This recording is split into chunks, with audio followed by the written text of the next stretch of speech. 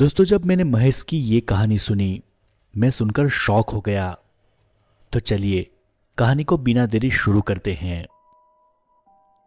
रात के लगभग 12:30 बजे थे।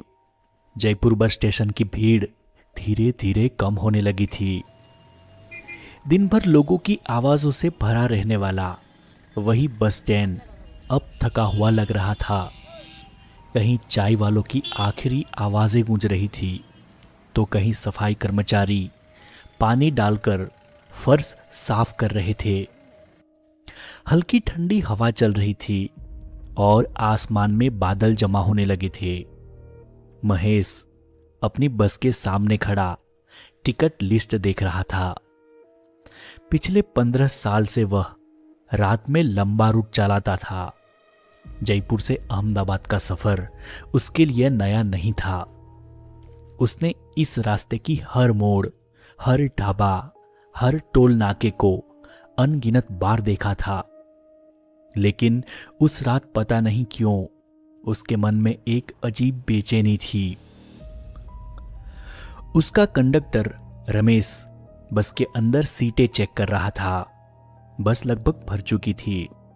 कुछ लोग खिड़की से बाहर देख रहे थे, कुछ पहले ही सो चुके थे। पीछे की तरफ एक परिवार बैठा था जिनके छोटे बच्चे लगातार रो रहे थे। बीच वाली सीट पर एक बूढ़ा आदमी सिर झुकाकर चुपचाप बैठा था। बाकी यात्री अपने अपने फोन में लगे हुए थे। महेश ने जेब से बीड़ी निकाली ही थी कि अचानक तेज हवा चलने लगी। बस स्टैंड की ऊपर लगी पुरानी टीन की चादरें जोर जोर से हिलने लगी। दूर आसमान में बिजली चमकी। लगता है आज बारिश जोर की आएगी, रमेश ने धीरे से बोला। महेश ने सिर्फ सिर हिलाया और बस स्टार्ट कर दी। धीरे धीरे बस शहर के बाहर निकलने लगी। शुरुआत में सड़क पर गाड़ियों की आवाजाही थी, लेकिन कुछ ही देर बाद हाईवे सुनसान होने लगा। आसमान पूरी तरह काला हो चुका था। सड़क के दोनों तरफ फैले मैदान अंधेरे में गायब हो गए थे। सिर्फ बस की हेडलाइट ही रास्ता दिखा रही थी। करीब 1:30 बजे पहली बारिश शुरू हुई। पहले हल्की बूंदें गिरी, फिर अचानक ऐसा लगा जैसे पूरा आसमान फट गया हो। बारिश इतनी तेज हो गई थी कि वाइपर भी ठीक से सामने का रास्ता साफ नहीं कर पा रहे थे। बस के अंदर ज्यादातर लोग सो चुके थे।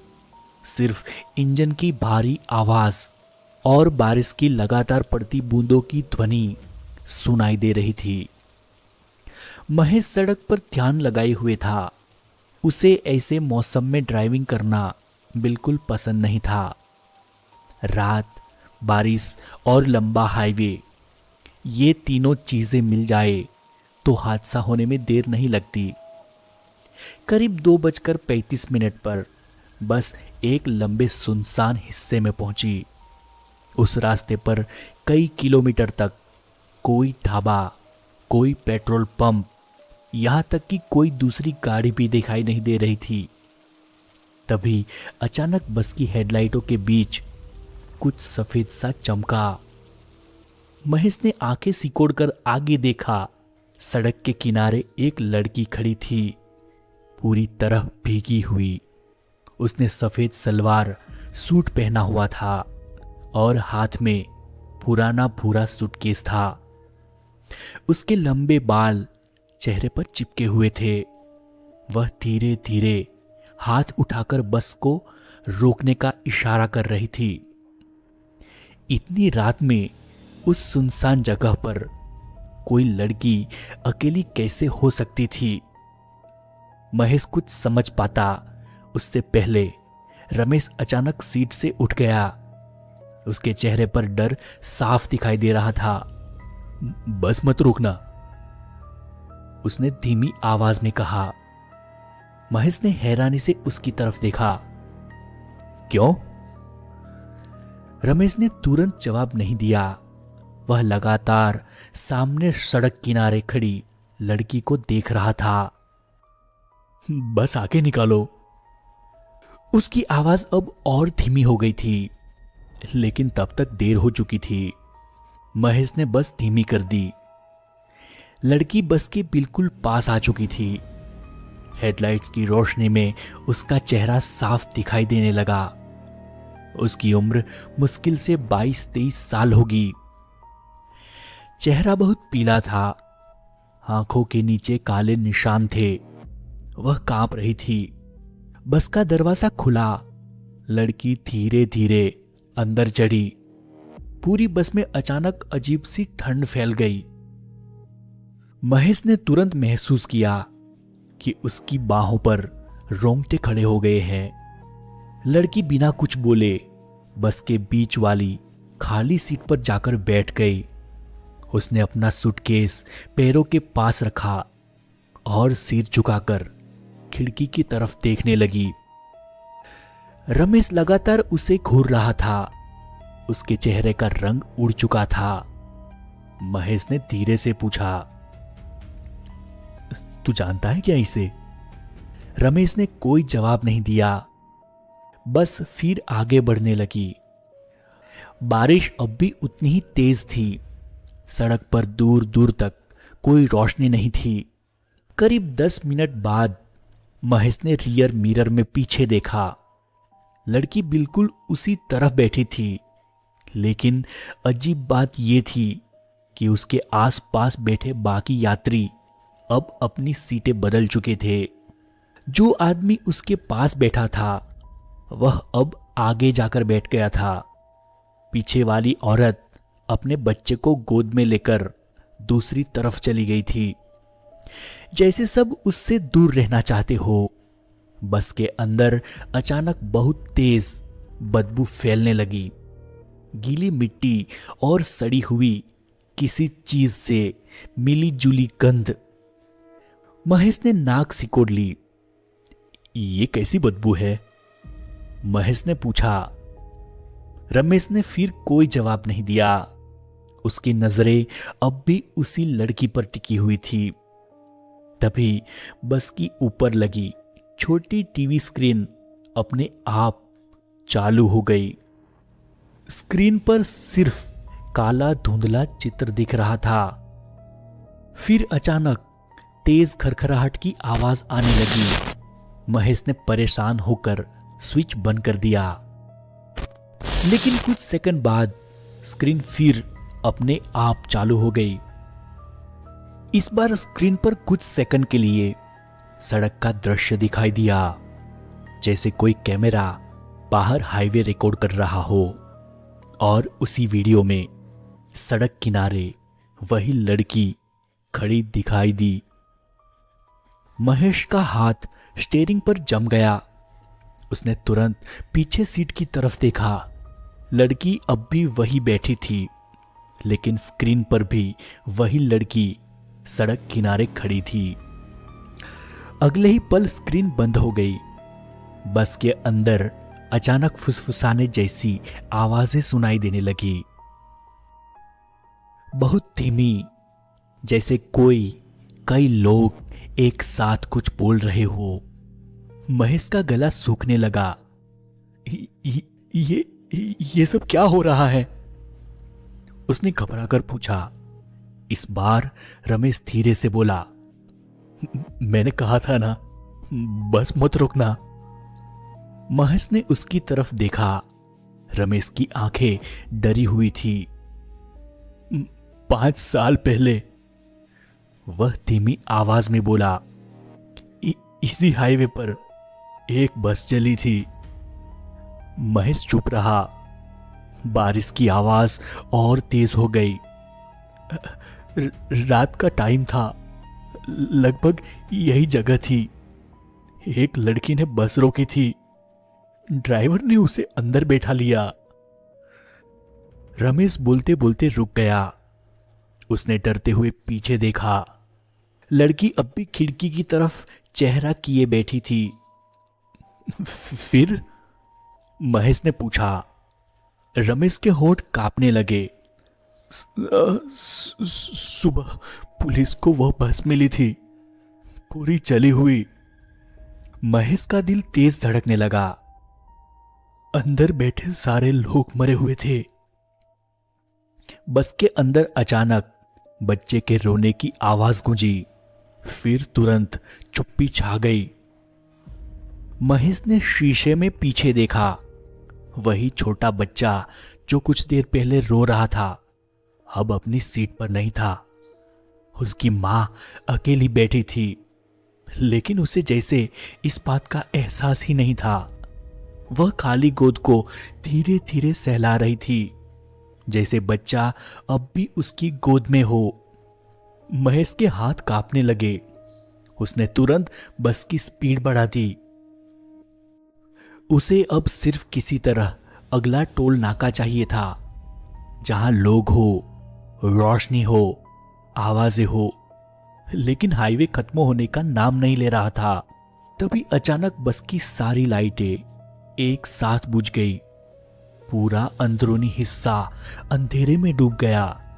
सिर्फ बाहर बिजली चमकने पर कुछ सेकंड के लिए सीटें दिखाई देती, फिर सब गायब हो जाता। पीछे कहीं से धीमी हंसी की आवाज आई। महेश का दिल जैसे रुक गया। उसने कांपते हाथों से ऊपर की लाइट दोबारा ऑन करने की कोशिश की, लेकिन स्विच काम नहीं कर रहा था। अचानक पीछे बैठे किसी यात्री ने बहुत धीमी आवाज में कहा, वो उठ गई। महेश ने तुरंत रियर मिरर में देखा। उसकी सांस वहीं अटक गई।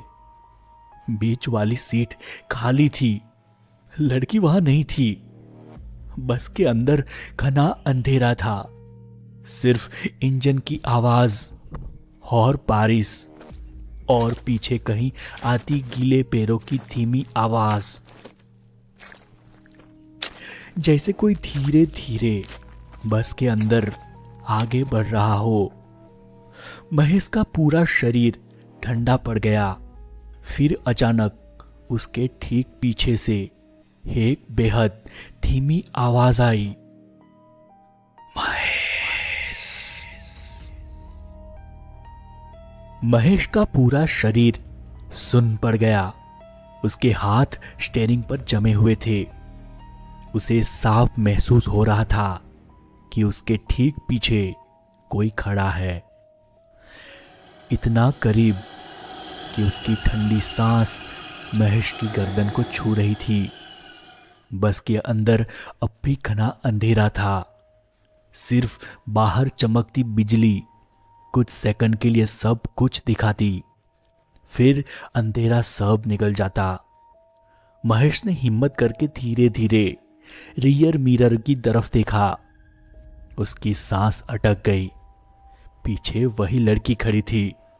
उसके लंबे भीगे बाल चेहरे पर चिपके हुए थे, लेकिन अब उसका चेहरा इंसानों जैसा नहीं लग रहा था। उसकी आंखें पूरी काली दिखाई दे रही थी, जैसे उनमें पुतलियां ही न हो। उसके होंठ धीरे धीरे हिल रहे थे। वह कुछ बुदबुदा रही थी। महेश तुरंत आगे देखने लगा। उसके हाथ कांप रहे थे। बस की स्पीड अपने आप कम होने लगी थी। उसने एक्सीलेटर दबाया, लेकिन बस जैसे भारी होती जा रही थी। ऐसा लग रहा था जैसे कोई पीछे से बस को पकड़कर रोक रहा हो। तभी अचानक बस के अंदर बैठे सभी यात्रियों ने एक साथ सिर उठाया। पूरा माहौल एकदम शांत हो गया। न बच्चे रो रहे थे, न कोई हिल रहा था। सब लोग बिना पलक झपकाए आगे देखने लगे। महेश का दिल जोर जोर से धड़कने लगा। उसे समझ नहीं आ रहा था कि आखिर हो क्या रहा है। तभी पीछे से फिर वही आवाज आई, बहुत देर कर दी।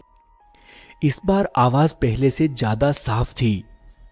महेश ने डरते हुए शीशे में देखा। लड़की अब उसकी सीट के बिल्कुल पीछे खड़ी थी।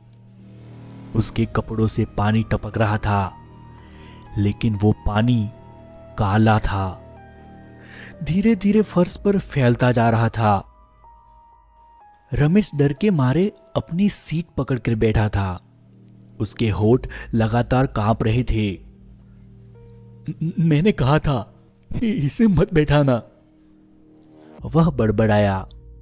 महेश चिल्लाया, अरे अरे ये है कौन? रमेश ने कांपती आवाज में कहा, ये इंसान नहीं है। अचानक बस के पीछे से जोर का धमाका हुआ, जैसे किसी ने पूरी ताकत से दरवाजा पीटा हो। फिर दूसरा धमाका, फिर तीसरा।